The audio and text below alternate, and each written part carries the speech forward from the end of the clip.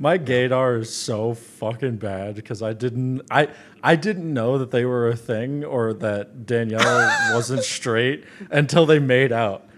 When they started making out, I was like, whoa, yo, where the fuck did this come from? Lots of twists and turns in this movie.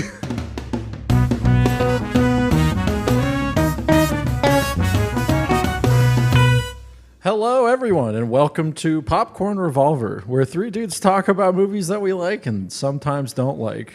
My name is Ben, and I am one of your three hosts. Hi, I'm Mitch, and I am also one of your three hosts.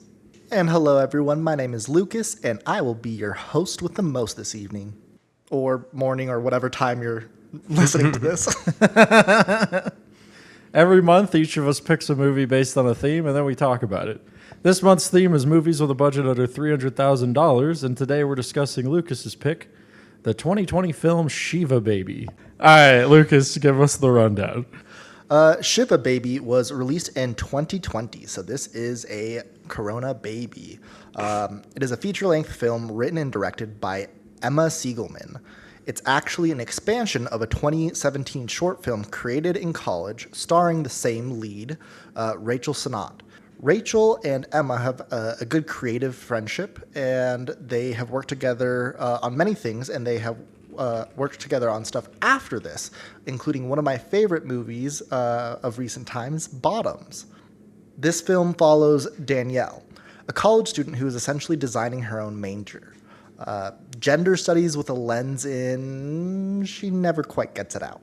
She attends a Shiva out of familial obligation and immediately gets trapped. What should be a brief appearance turns into a claustrophobic social nightmare.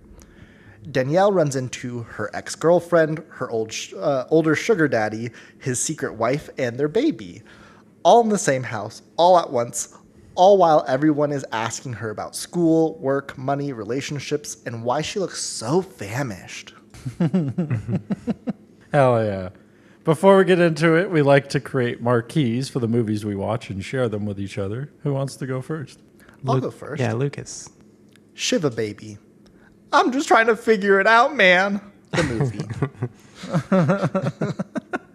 I can go next. Shiva Baby. Social engagements. Hard mode. Mine is Shiva Baby. Home wrecking in every meaning of the word. I also had Shiva Baby, The Graduate, but kind of sexy. But sexier. Hey! The Graduate is pretty sexy, but this movie's a lot sexier. I'd agree. Because Rachel Sennott is a lot sexier than fucking Dustin Hoffman. Yeah. That's actually funny that you mentioned that. In an interview, Emma talked about her inspirations for this movie, one of them being The Graduate. And amongst several others, Black Swan, Krisha, which is Trader Chilta's first film, which is also shot in one day, one location. It's about a woman having a mental breakdown at a family event, but it is filmed in more of a thriller style. So funny that you clocked that Graduate T. Yeah, I love The Graduate. I'm going to pick And it that's for coming one of up. our... Yeah, I might pick it for an epoch. I really love The Graduate. And not just because the main character's name is my name. Yeah, what was that poster that you always had in your room? It's like Ben's having a bad day, or This is Ben. He's a little worried about his future. yeah. Bro, The Graduate kicks ass. The movie's great. But we're not talking about The Graduate today. We're talking about Shiva Baby. Heck yeah. So let's get into it. I decided to go with a more interview theme. So our first question that we have is, Emma and her team really worked hard on creating this perfectly uncomfortable environment to set the stage for the story. What about the environment stood out to you? How did it set the tone for what we're about to experience? I think the house they chose for the setting, it's like one of those older homes that I kind of grew up in a house like this, where the bottom floor is kind of a circle of sorts, like revolving around the kitchen, the living room, the dining room. And like what that creates in the compositions and everything is like Danielle always feels kind of between between barriers, and then you have all these people stuffing all these spaces, and so it never feels like there's a breath of air for her to find in this kind of claustrophobic older house, which is something I can definitely relate to or remember about dinner parties at my parents' house growing up. Right. A lot of the times, people that are significant in Danielle's life are just in the background and fuzzed out because they just kind of fall into the shot because of how claustrophobic it all is. Like, she'll be talking to some old woman, and the person who gives her money for sex is in the background with his wife, just out of focus over her shoulder. Yeah, I love that like claustrophobic feeling that the house brings, and you're right, Ben. Like there are so many shots where she's in the front of the shot, and it's like focused on her, but then off to the side in the background is somebody that's kind of unfocused, but they're like talking about her, feeding into the anxiety that she's so brilliantly displaying. It's anxiety inducing and it's gross, but I love it. I also think something that's cool is the score. The score is very much a horror movie score or like a thriller score. It is very much a lot of strings, a lot of plucking, very putting you on the edge. And I think that really added to the atmosphere of what is otherwise like, it's not a scary movie, but like it added to that element of stress and heightened intensity. It's stressful, as I think the score is very stressful. The whole movie's stressful, but the score is it like scratches your brain. Yeah. It's interesting. That's one thing you notice really quickly because the score opens the movie. I didn't really even. I'm so bad at picking up on music in film. That's like one of the areas I think it's all the years of working in loud environments. Like I just like kind of tune out music, but I didn't even notice the score. I couldn't tell you anything about it. Aren't you like the music guy? Yeah. What the hell? Yeah, I mean, listening to music and like music in the background are very different things. I don't know. Did you pick up a lot on the environment? Because that's not a detail I really noticed. It kind of just the whole movie directed very much like a television episode. I mean, the budget's so low. You have one location, so you have a really perfect opportunity to like hash out a lot of rehearsals, which is why I think the performances are so tight in this movie.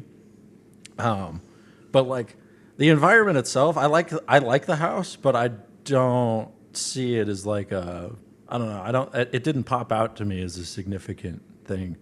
Well, there's also a lot of medium shots where Danielle is in focus, and like who she's doing sides with are in focus, and then the background is very much out of focus. I don't know. There's not a lot of details. I think that adds to the claustrophobia element is like everyone is all up in your business visually. Yeah. So yeah, the character of the house is not a detailed one. It's more about a feeling or like an essence to me.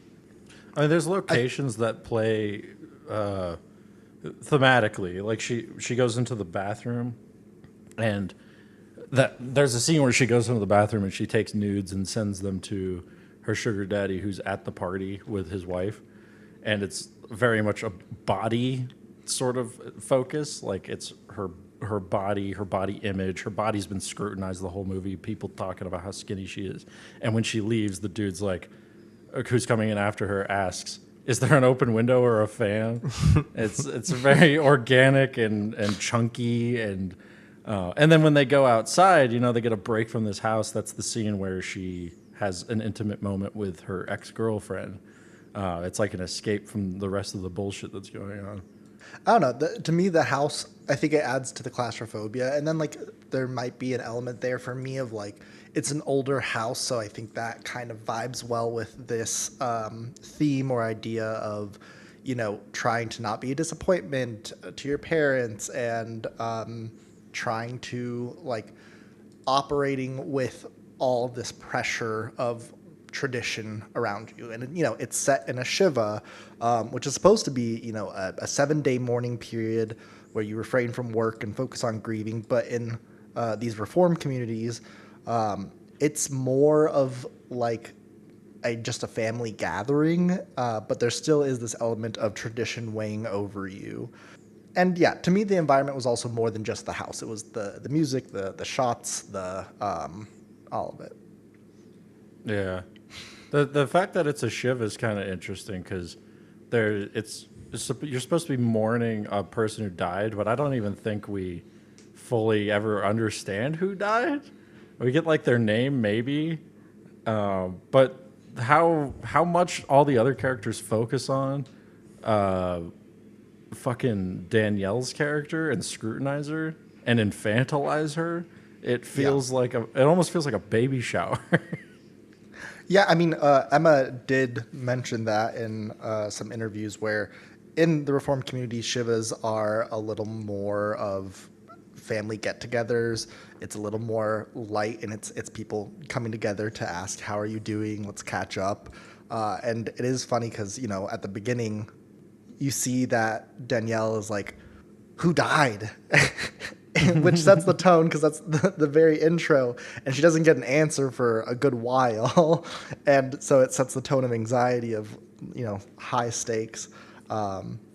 Since our theme this epoch is movies made with a budget under $300K, did it feel like a budget film for y'all? Oh, yeah. Absolutely. It's all shot in one location. The characters only wear one costume throughout the whole thing. There's not a whole lot of props that really make an entrance. Except for all the locks. All the what? All the bagels and lox. Oh, yeah. All the food. They probably just combined catering and said, like that was actually like their food for the shoot, It's really economical. That might not even be false, honestly. Yeah. They did, in between, anytime that they called cut, they would bring all the bagels into the fridge and then bring them all back out to make them last as long as they could. But do you know that scene where Danielle is eating the bagel and there's like a lox on the corner of the bagel? Yeah. The salmon was old and was bad and not edible, and she was like trying to avoid it, but staring it in the eye, being like, "That's nasty." That's another thing that gives it away as a budget movie is the fact that a lot of the scenes are very similar, which is easier to plan, easier to block, easier to rehearse, easier to make. The first two scenes with Maya and Danielle are basically the same scene. There's a little bit of a difference in blocking, and they take place in separate rooms, but they're pretty similar. A lot of the scenes with the mother are pretty similar. I would say the length too. It's like it definitely does feel like a short film that was stretched out to be an hour and 17 minutes rather than a fully developed 3-act, 90-minute movie, for example. Like that extra, there's nowhere for that extra 15 minutes to really go in a way. Does that make sense? I get that. Like, it did feel, personally, I felt like I enjoyed the length of it. I know when reading reviews, I read a lot of like people thought that there was no payoff or that it was kind of aimless. And so I kind of understand that, like, it was a short film and it was expanded, and it was kind of like filling up that space. But I liked the pacing of it. It really stretched out the anxiety for me. And I see what you're saying, and I agree with you. But for me, at least, it didn't take away from the experience. Oh no, it wasn't. That wasn't a negative. I was just saying, like, as an evidence of it being a more budget project. Like, I think you could do a longer piece with that, like, core idea. It wouldn't all be about the Shiva, right, necessarily, but I think that character and that situation had space for like various challenges to overcome and whatnot. But yeah, I mean, it feels very much like a short film that's longer. I think, But to me, it doesn't detract. I really don't. I struggle when people like talk about things as being aimless. I don't know. I think if you experience, like, films are so experiential, like not everything necessarily needs a payoff, but I understand where that inclination comes from. But for this kind of movie, anime with plot points every 3 seconds. I think the sentiment that there's no payoff is sort of correct, but I think the actual problem is that there's no exposition. There's a lot of areas where this movie needs exposition. It needs to make you understand the stakes so you know what's going on. A really good example of that is the scene where Maya goes into the bathroom and finds Danielle's phone. Danielle goes, like I said before, goes into the bathroom and takes nudes of herself and leaves her phone in the bathroom. And later on, you find out Danielle is missing her phone. Maya goes into the bathroom. Maya is her... At this point, we don't know what their relationship is. We just know it's rocky and kind of awkward and weird and antagonistic. And you realize that she's going to find her phone. And in that scene, I'm thinking, how is she going to react? Not in like a way where I understand Maya's character and I'm curious how she's going to react. It's I genuinely don't know because I don't have enough information about Maya's character, how she feels about Danielle, and how she might feel about this information she's about to learn. So when she comes out of the bathroom, sex work. Exactly. When she comes out of the bathroom and calls Danielle a whore for it, it sort of comes out of nowhere. That stood out to me too. I was like, oh, okay, so Maya's not an ally. She's not a girl's girl. Understood. Right. But then later on at the end of the movie, she apologizes for it and gets a one-sentence explanation from Danielle about why she does it, which is interesting and I think it's cool. But she immediately flips her script and says, "Oh, that's fine." And the reason she can do that is because her character doesn't have enough exposition to set a standard for how she's going to react in those situations. She's kind of just available to do anything because she hasn't been developed. And that goes for a lot of the characters and the relationships in this movie. And I think that's why people have the sentiment that there's no payoff. It's because there wasn't anything established at the beginning. I see that, yeah. I am going to be honest, boys. I am a pleb. And if I watched this outside of the pod, I would have been like, oh, yeah, it was shot in one house with like one outfit because like that was the artistic style. Like they did that for, the artistic design. I don't think I would have clocked this as a low budget movie. Like the shots were very beautiful. Like the quality of, I don't know, the camera, I thought was high quality. So personally, I'm glad that we're doing, this podcast and all, because I get to learn more about the movie making industry. And I thought they did good with from Mitch and I, who know fuck all about.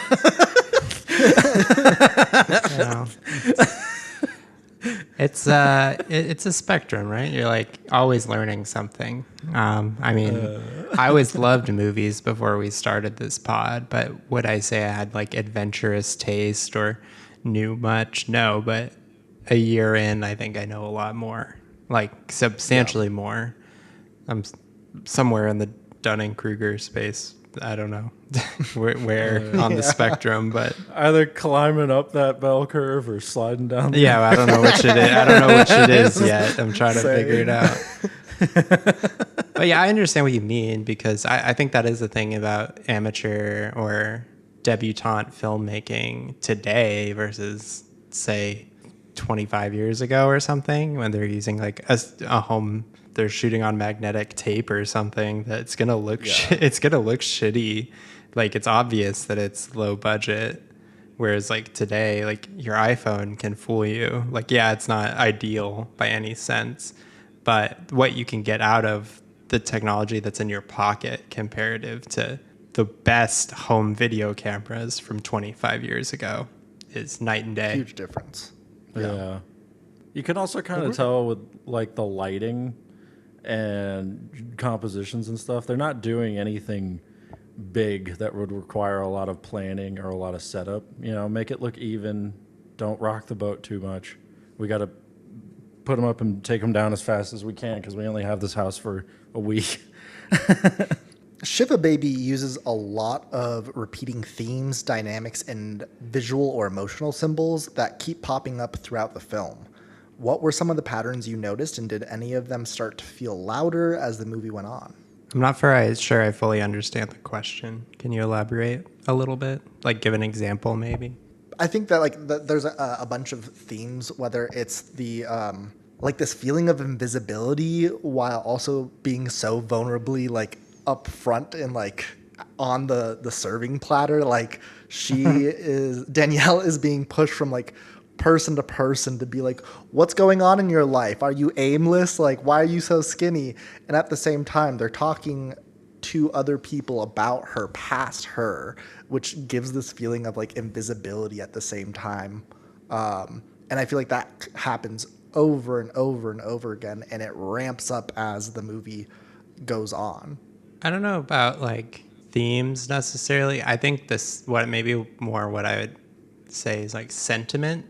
And I think what the film nails really well is the sort of awkward duckling part of leaving coming of age and like you're past the point where people are interested in like what's the world you're trying to experiment in, and it goes into like, well, now how do you serve society?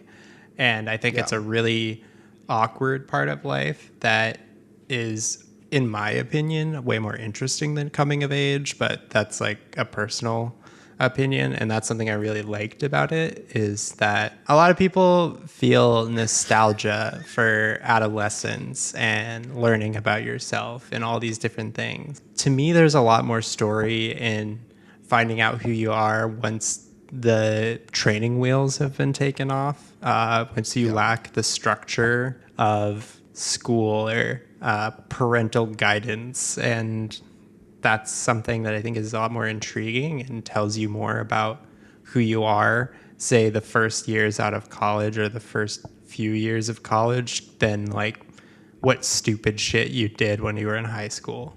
Something the film, I think, captures really well and I thought was interesting.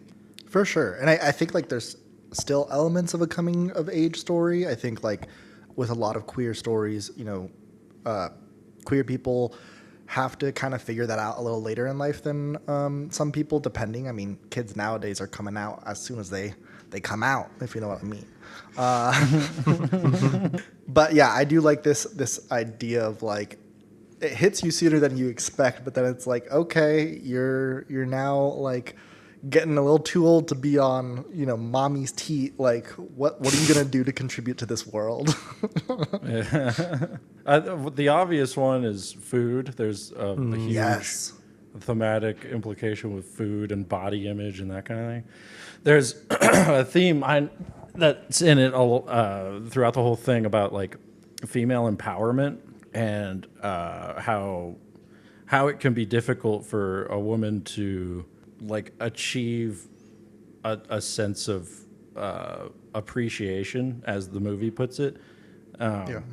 In a world where people treat you like a child, they mock your, you know, beliefs and things. They consider gender studies like a joke. They only care about like whether or not you're thin or fat. And there's, I mean, a lot of times throughout the movie, Danielle tries to use her like to gain power. One of her main methods of doing so is through her body. Like that's why she chooses to send nude photos of herself to her sugar daddy. That's why she tries to blow him in the bathroom and stuff. Yeah. And it's interesting this dichotomy of like using your body to try and achieve a sense of power and purpose, but also having it constantly scrutinized by the people who you don't like want. You know, for sure. Yeah, and like sure, in the intro scene, she, is with her sugar daddy, and she's just kind of like waiting to get paid, and he thinks that like she's wanting cuddles or whatever, and she's like, can I just get paid? And he's like kind of holding on to her, and like you do see in that moment, like she does have the power there. She is the one in control, and she's like, I'm good, dude, just give me my bag and I'll go. But as soon as later on in the movie, as soon as she loses that power, as soon as she realizes that the dude's married, and also her family outs her to him as like, oh, she's not studying law, she's studying gender studies, and she says that she's a babysitter and all that shit, and she loses all this power. She tries to get it back by making sexual advances on this guy. And like that theme of being infantilized by her parents, by her sugar daddy, by her community, and her trying to just be like, let me breathe. Yeah. I also really get the whole focus on body image coming from like a Latino family.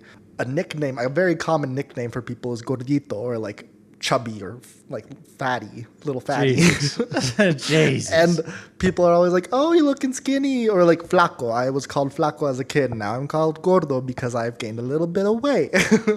And so like that being present, it's I had some secondhand trauma. A lot of old school ways of thinking are interrogated in this movie. Yeah.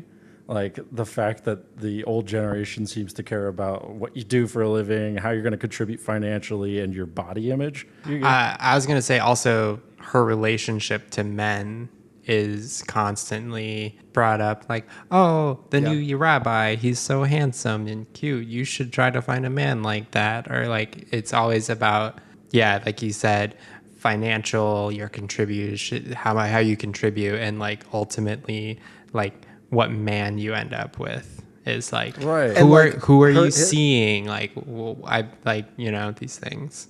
And her mom is like, isn't really understanding of her bisexuality, and is being like, oh, you experimented, but you're gonna end up with a man. Like you'll finish there with the man. Don't go talking to Maya and start stuff up. I know what you're doing. And that is very forefront of everyone's mind. It's interesting that she seeks empowerment through a man in the movie. Because men ain't shit, so she uses them for cash. I'm just right. Yeah. I mean, it sucks. It has historically been a reality that, like, a primary way for women to gain power or security in our society is marrying rich. A lot of women got into relationships with dudes they weren't in love with or didn't like, because they weren't, even allowed to open their own credit card accounts until the 70s. Wild. Well, yeah, I mean, Danny even says, like, when she's explaining why she's on this sugar daddy app to Maya, she said, I wanted cash, and it's easy, and it's nice to feel appreciated, which kind of speaks to, like, how she's feeling in general in this, like, world that's judging her based on X number of factors. Like, just feeling appreciated is, like, a feeling she desires. And this is the meta narrative of the film, the themes it addresses, I think is stellar. I think it's fantastic. Yeah. And I think that contributes to a payoff, because at the end of the movie, the last thing that happens is Maya and Danielle get in the back of a van packed with a bunch of people that they don't want to be next to. And Maya puts her hand on Danielle's, and the movie ends with them, like, longingly looking into each other's eyes. And she's like, yeah, it's sweet. And it's also like, look, you don't need to conform to all these fucking standards. you are who you are, and you're loved for who you are, and you've gained that appreciation that you described wanting earlier on in the movie. I think that all works really, really well. I just think the core narrative, the actual nuts and bolts narrative, the things that happen on screen are a little shaky. I get that. Yeah. I also, there's one theme that I have that I don't know if it's quite fully formed, but I want to still bring it to y'all. It's like this theme of, I don't know, contradiction. Like the family is always being like, oh, that person, like, oh, they're talking bad about somebody. Like, how could they do that? And then at the same time, they're like, oh, and can you believe that she did this? Oh my gosh. And you see it all the time, like with Maya being, you know, this supportive like person who then is like, oh, you're a fucking whore for being a sex worker, and then afterwards being like, yo, I'm sorry, like that was a little much, or like help me understand why. Like showing the imperfectness of all of us. We all do the things that we say we won't do. Right, exactly. Like Danielle's studying feminism and is still, you know, a victim of societal pressures that cause her to act in, you know, misogynistic ways. And that goes for Maya's character too. I brought this up to a friend of mine who has experience with closeted relationships, and I told her that my feelings about Maya are that she's an underdeveloped character. And I brought up that scene where she calls Danielle a whore, and her response was, well, sometimes when you're like fighting with your own insecurities and your own, you know, pressures from society, these misogynistic, homophobic things just kind of, you know, they get the better of you. Emma actually was the director was talking about how a lot of the conflict between the women in this movie is internalized misogyny, lashing out. You know, we all grew up under the patriarchy, and we're all dealing with unlearning it and being who we are. And I think there's also, you know, there's an aspect of Maya being the jealous. Like, yes, they're exes, but she admits that she still has feelings, or at least misses Danielle. And so there's also that aspect of like, I just confessed that I, you know, I'm missing you, and what are you doing going around and, you know, being a sugar baby?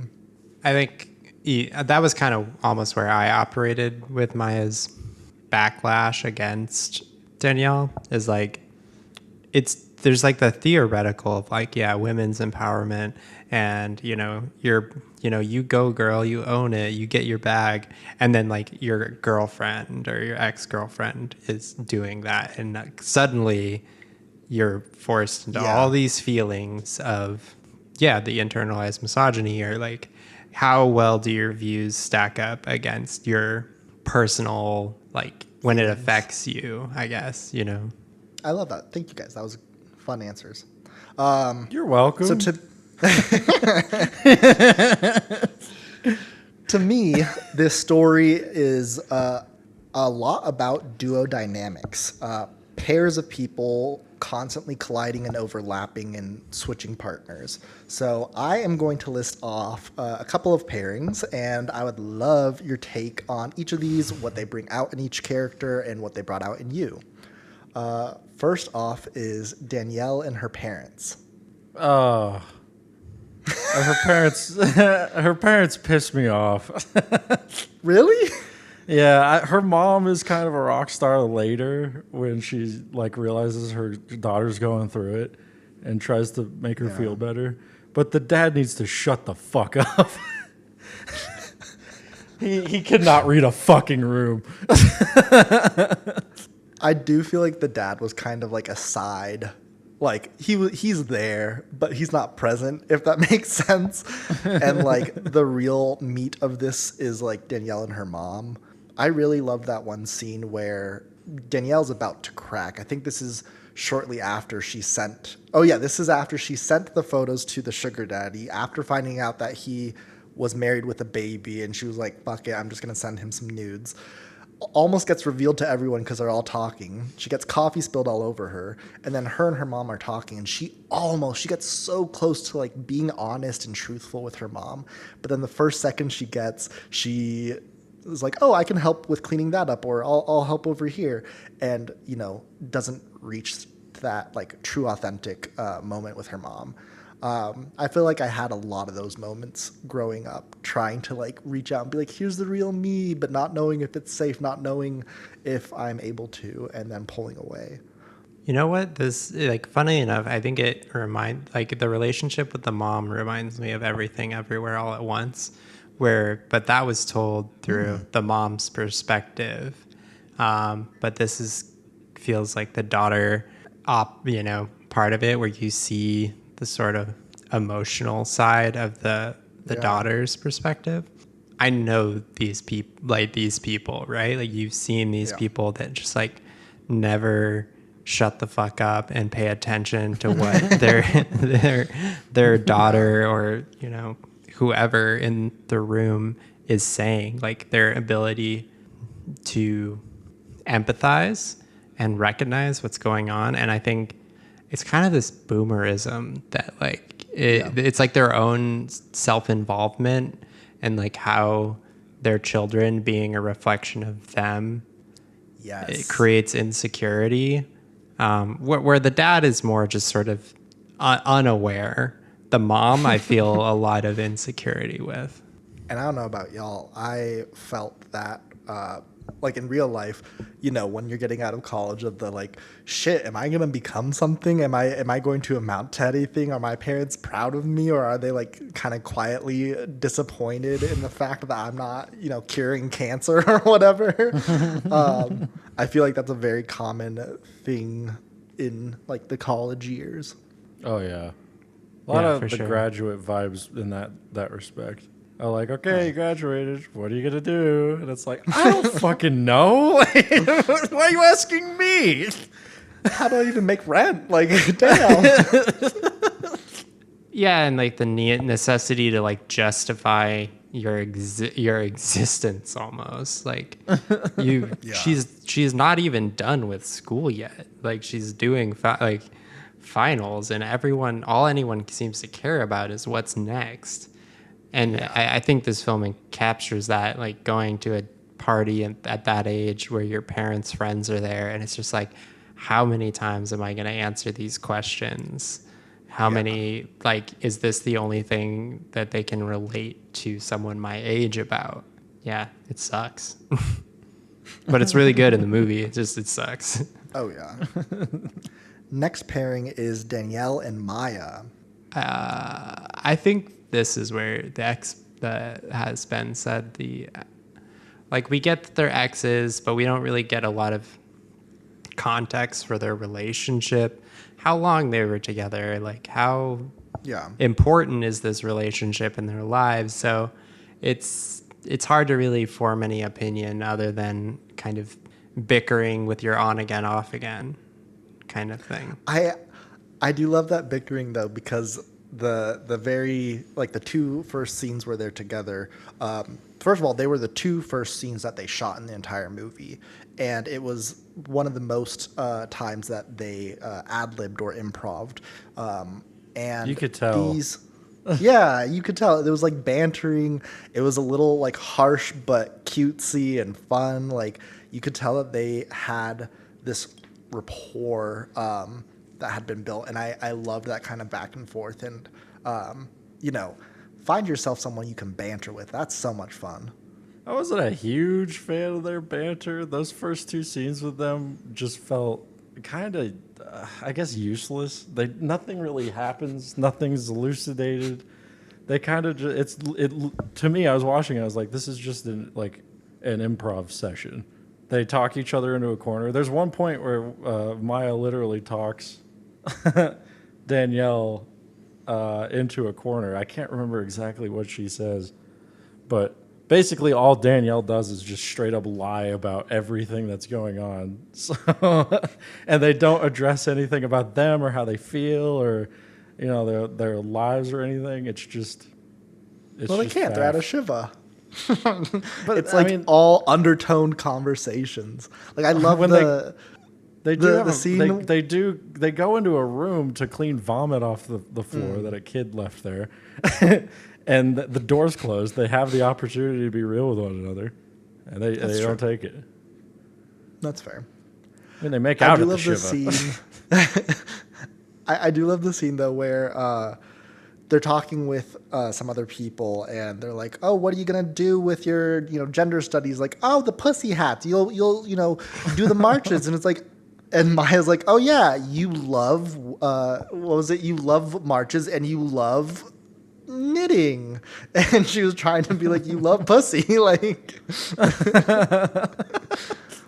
My gaydar is so fucking bad because I didn't know that they were a thing or that Danielle wasn't straight until they made out.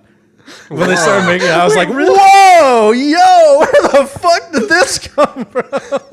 Lots of twists and turns in this movie. That's so funny. Next pairing is Danielle and Max, her sugar daddy. That one's fun. Again, there's a lack of exposition with their relationship, what they're both getting out of it, how they both feel about the things that are transpiring. Sometimes it's cool. Like, I especially like the scene when Danielle's getting roasted in front of Max, in front of her parents when they first show up at the Shiva. Yeah. And they're just outing all of her bullshit inadvertently. And you just have to infer what Max is thinking based on his performance, which is, it's really fun. And cool. But that's where you get a lot of like the power dynamics that I really picked up on. And that was probably my favorite part of the movie. At first it's like they're, you understand where Max is coming from, where he thought she was going to law school. Turns out that's not real. Like, she made up all this stuff about her backstory, which totally understand. Got to keep yourself safe too. Don't give out too much information if you're like going into sex work. Keep yourself safe. But there's a point where after he's kind of figured this all out, that he's kind of like, I don't know, he like berates her even more and is like, "What are you going to do with your life?" And then he, talks with her and Maya, and it's like, "Oh, you're the one going to law school." And I'm like, "Dude, you're being a dick. Like, you also lied about, not about having a wife. Like, she thought he was single. Like, don't act like you're on the moral high ground here. Like, chill the fuck out." I think it also speaks to the sort of patriarchal aspect of the film, is like, even when, like, in a sense, him and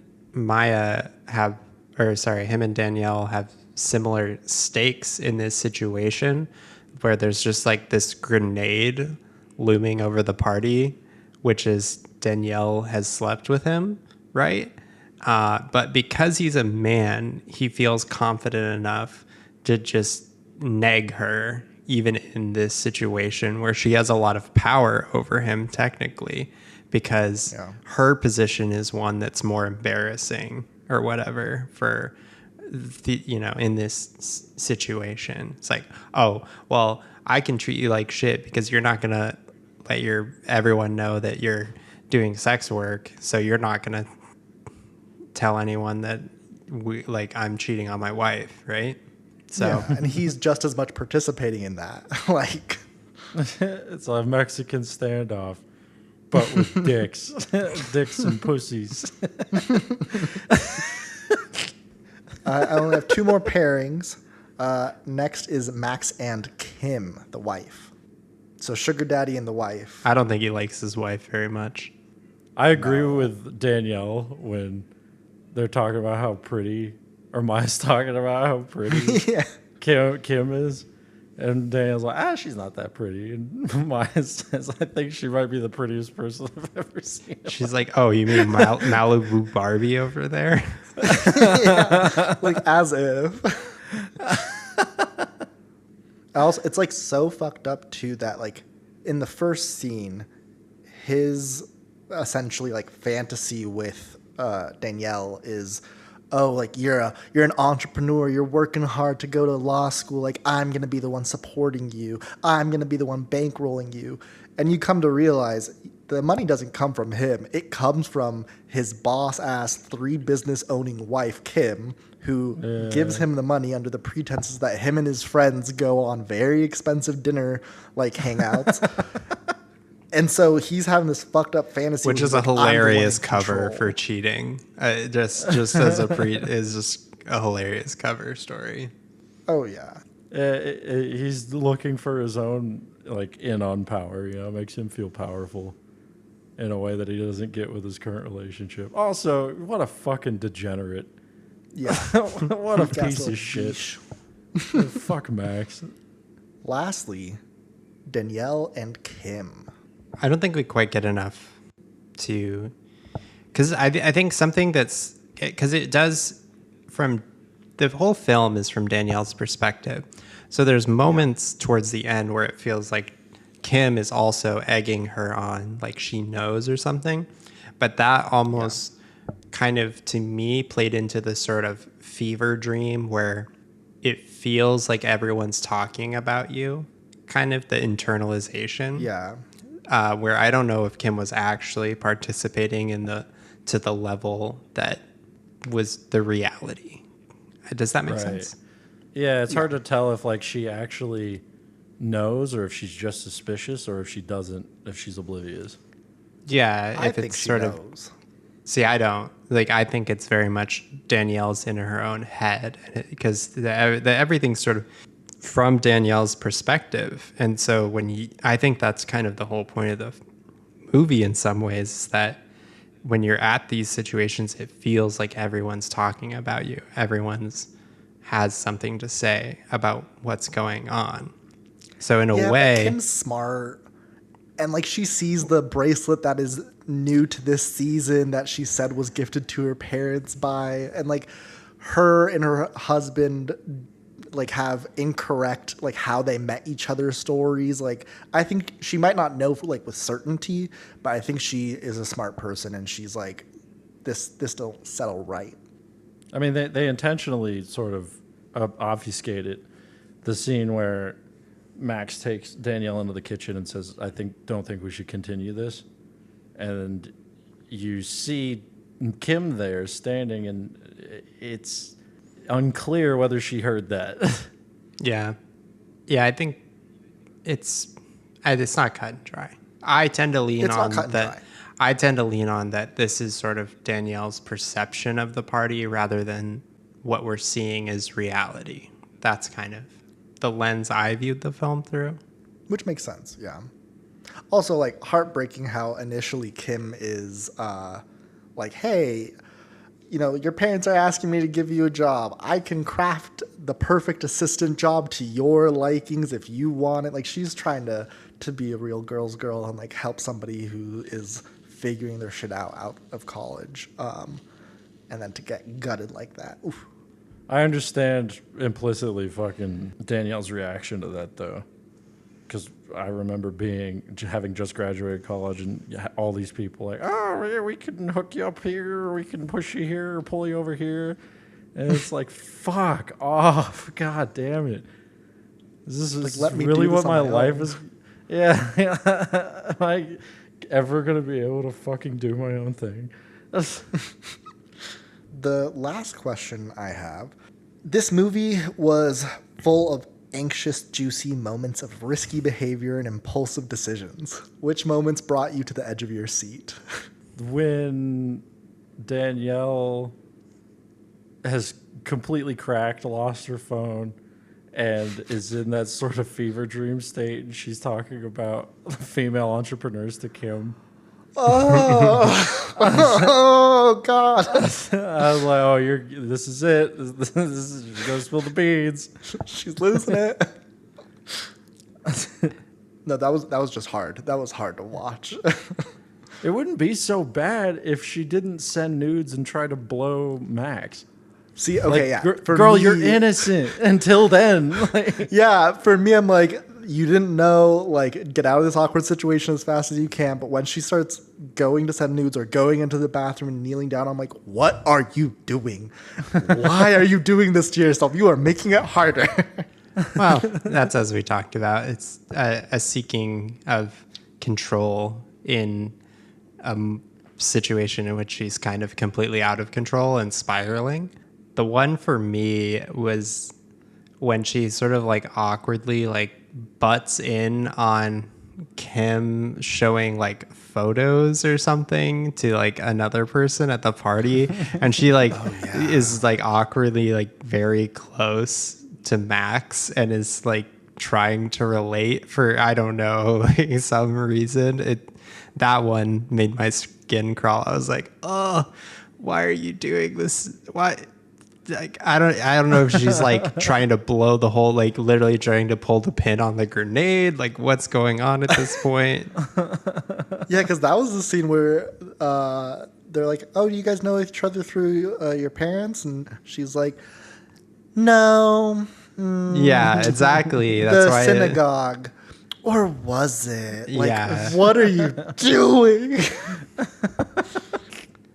I think it's because she, like we were talking about, sought power by, she sees this sort of as her job, and she's good at it. She feels good at it. She feels sexy. She feels in control. She feels wanted.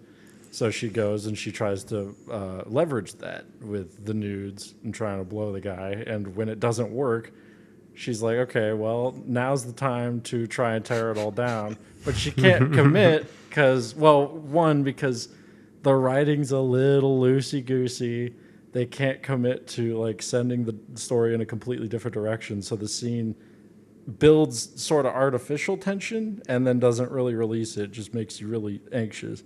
And two, I think it's a little bit because like she knows if she blows it all up now, she's gonna get outed. the whole the party is gonna blow up. And it kind of does. Like, she ends up not wanting to hold the baby for Kim because she thinks Kim knows, and ends up backing into, I think, essentially like an altar, and knocks over like several what look like holy books, and breaks a couple of vases. And I don't know, that to me felt like a release, like a relief of like, oh, okay, like shit hit the fan. Like, okay, it's like, it can't go any worse. I also really love that scene. Just like, I think Rachel Sennot's performance in that scene was just stellar. Like, she broke down. She cried. She was like, I can't anymore. I'm just baby. Like, baby can't handle this. Leave I'm baby just alone. a girl. Yeah. Yeah, the only other things that I really wanted to mention were Emma Seligman did a pretty good job for her debut film. In several interviews, she learned a lot about how to direct different actors, that every actor needs something different. And you have to kind of learn how to communicate to their style, learn what they need. Some people love to improv. Some people need all the direction. Some people need a little bit of motivation. And I think she did a good job of it. And her next film, Bottoms, is completely different. It is a campy comedy that is full on like a romp.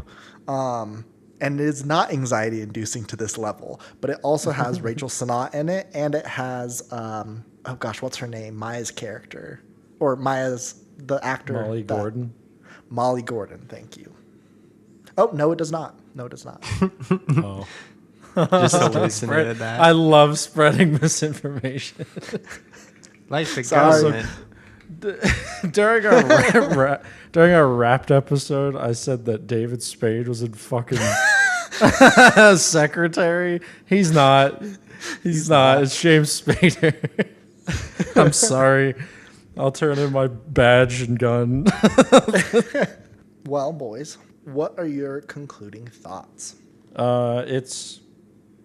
It's a good movie. It's interesting. I love the macro narrative. Addresses a lot of relevant themes, really interesting themes. And because it's so tight, because there's so little going on, it lends itself to the style of movie where like the components that are there are done really well.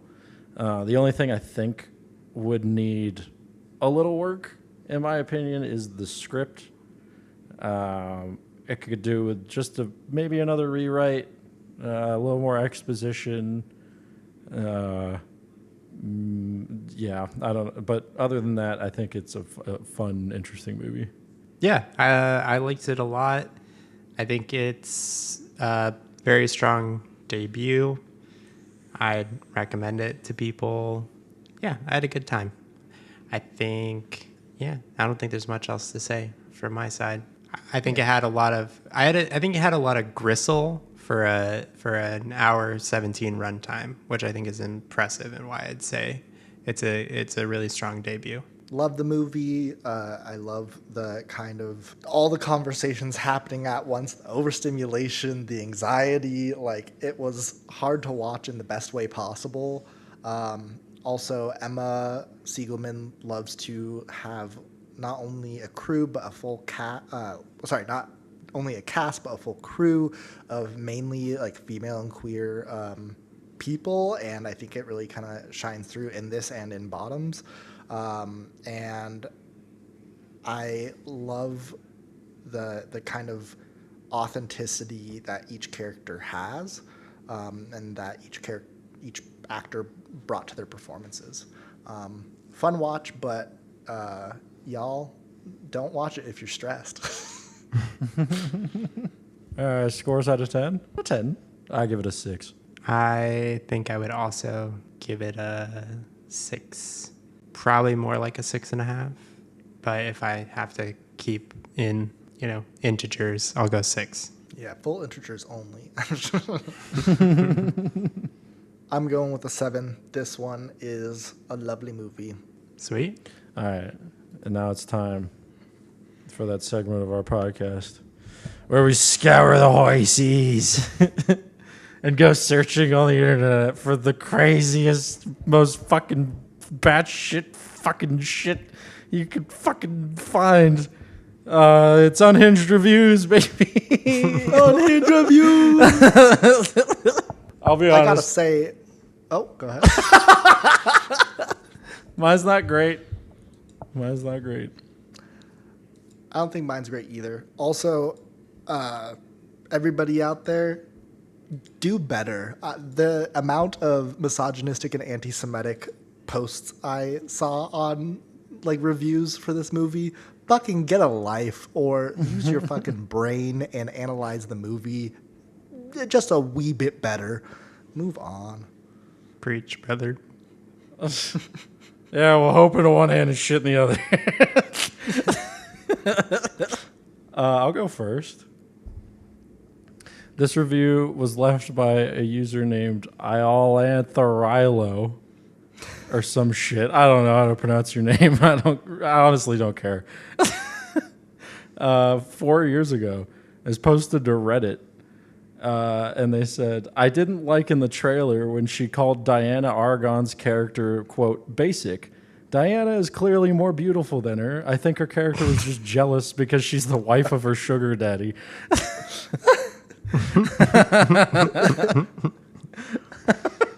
Ridiculous. Okay, I can go. This comes from Letterboxd user Ranka, which they have a watermelon emoji in their name, which is funny.